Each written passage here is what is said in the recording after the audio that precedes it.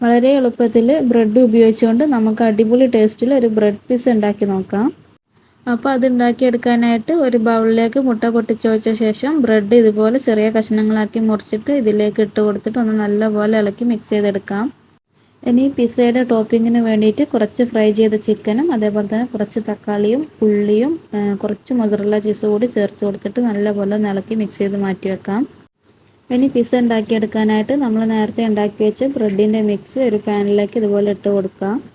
5 minute അടച്ച് വെച്ച് cook ചെയ്ത ശേഷം ഇതൊന്ന് മറിച്ചിടാം. മറിച്ചിട്ട ശേഷം അതിൻ്റെ മുകളിലേക്ക് ടൊമാറ്റോ സോസ് സ്പ്രെഡ് ചെയ്ത ശേഷം നേരത്തെ തയ്യാറാക്കിയ ഫില്ലിംഗ് ഇതിൻ്റെ മുകളിലേക്കായിട്ട് വെച്ച് കൊടുക്കാം. അതിൻ്റെ മുകളിലായിട്ട് കുറച്ച് മൊസറല്ല ചീസും ടൊമാറ്റോ സോസും കൂടി ചേർത്ത് കൊടുത്തിട്ട് അടച്ച് വെച്ച് ഒരു 2 മിനിറ്റ് കുക്ക് ചെയ്തെടുത്താൽ നമ്മൾ അടിപൊളി ഹോം മെയ്ഡ് പിസ്സ റെഡിയായി. ഇതിൻ്റെ ഡീറ്റെയിൽഡ് വീഡിയോ ചാനലിലുണ്ട്. എല്ലാവരും ഒന്ന് കണ്ടു നോക്കുക. ചാനലൊന്ന് സബ്സ്ക്രൈബ് ചെയ്ത് സപ്പോർട്ട് ചെയ്യണേ.